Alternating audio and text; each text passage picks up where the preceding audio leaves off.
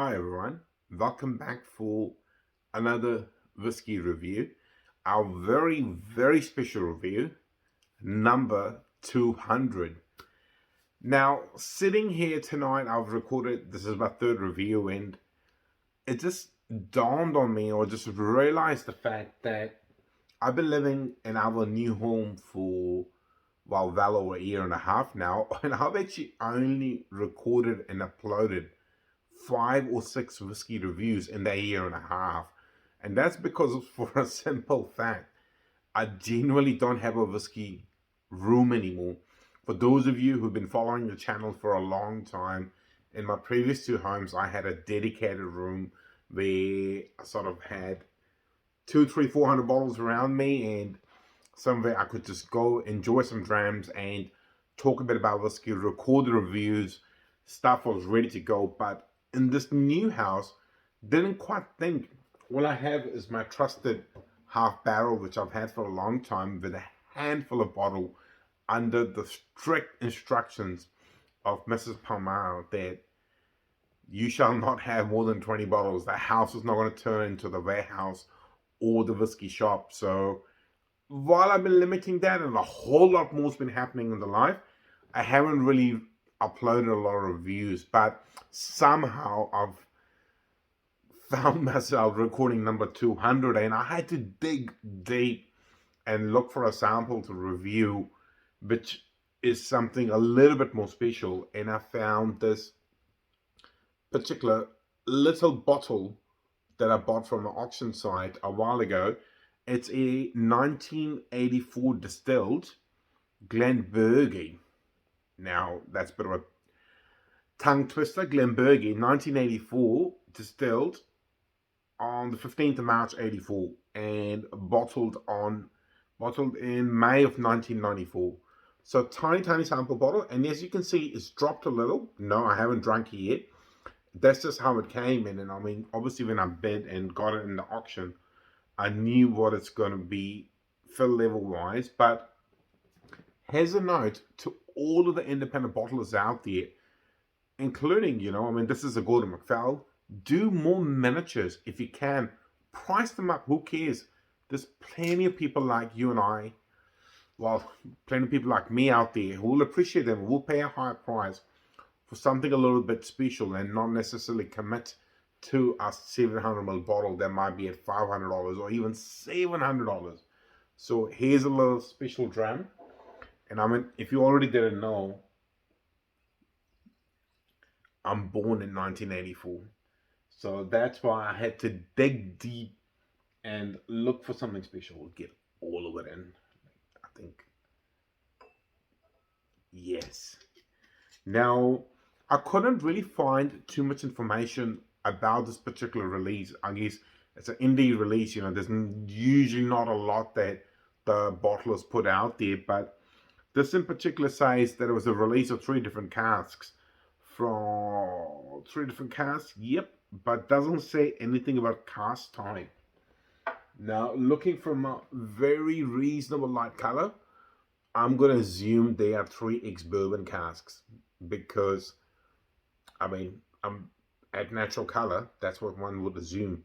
There's no darkness to it. There's no sort of reddish tinge to it that would allude to it being involved in sherry in any way. So let's just assume they're ex-bourbon casks. Now, just a little bit quickly about the distillery itself. It's been around for a very long time, and currently it's owned by the Chivas Brothers, which is the global corporation, Pernod Ricard.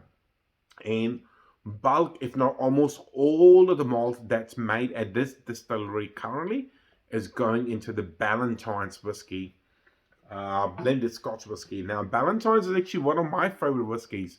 Out of all of the entry level, your basic mainstream 1 liter blends, for me, Ballantines and also Famous Grouse always sticks out. If I've been to a friend's house who is not necessarily into whiskey but does want to share a dram, if they bring out a Ballantines or Famous Grouse, I'm quite happy, because they have a good amount of malt content, but also good amount of single malt, a good quality malt in there, which is, I guess, why Chivas Brothers are big protective of this particular whiskey, because they want more to go into their Ballantines blend and spruce up the flavors.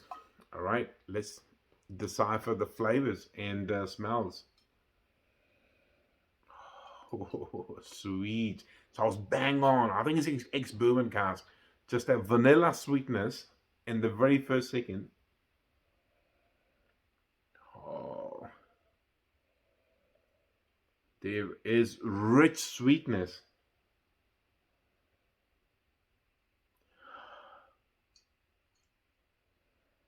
Bit of sweet malt.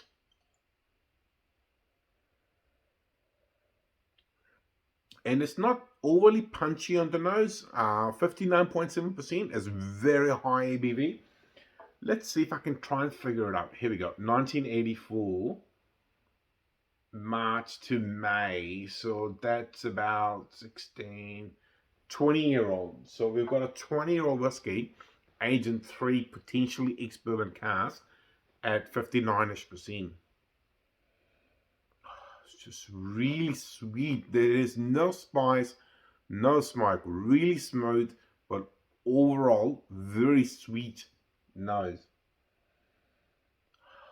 Just really good. So, and you also would have noticed that I've popped it open. Obviously, this poor baby has been bottled since 1996. And I would hate to guess how many times it's been flipped before it came into my possession 2 or 3 years ago via an auction site.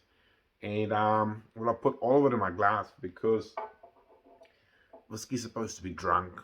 You know, it would not be good to drink half a sample and keep half for later, because miniatures in particular, once you open the seal, it's no good. Unlike the big bottles, which have got the cork in there, it's not really good. All right, I'm babbling on. Let's try a sip.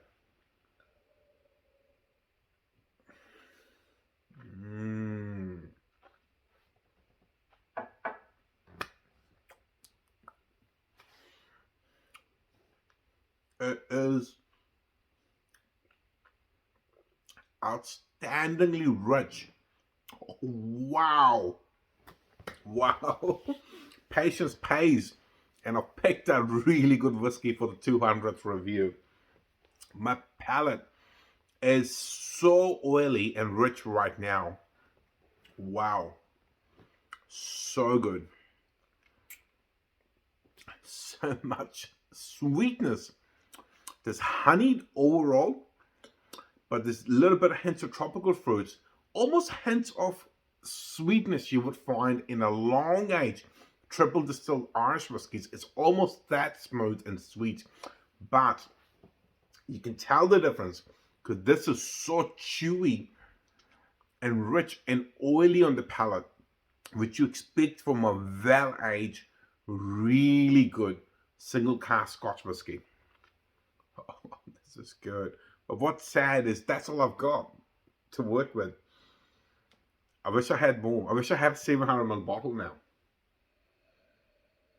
I don't even want to try and find one because that would be well over $1,000.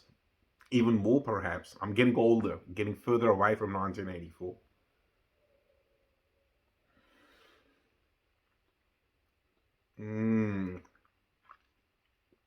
Wow.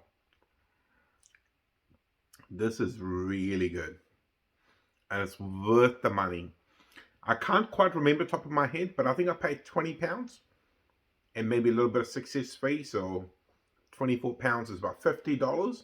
And then obviously you had to pay the shipping and pay the excise and all that. But all in all, this would have cost me no more than $70 Kiwi, which is about £35. Now, to try a whiskey that good from your birth year, that far away, 1984, I think it's worth the investment. And it's worth opening for 200th review. Wow. All right, I'm getting too excited. I actually need to sit down and just chill and spend a bit of time with this whiskey before I demolish it. And take a bit of time with it. Really good. But hey, I'd really deeply appreciate everyone who's been watching these reviews over the years. I do appreciate it. I know I don't upload regularly. This is my third upload you're going to see in 3 days. I genuinely don't know if I'm going to continue uploading, because I only record them when I have the time to sit down and decipher the whiskey properly, and only then I record a review. Otherwise they do not happen. So here's to hoping I'll get more time. But thank you for sticking with the channel, thank you for watching these reviews, and thank you for coming and watching the 200th review of this outstanding Glenburgie, distilled in 1984. Same as me, I'm from 1984. But thanks for watching. If you're liking the content, please like, share, and subscribe. Otherwise, I'll see you in the very near future for another whiskey review. See you later. Bye-bye.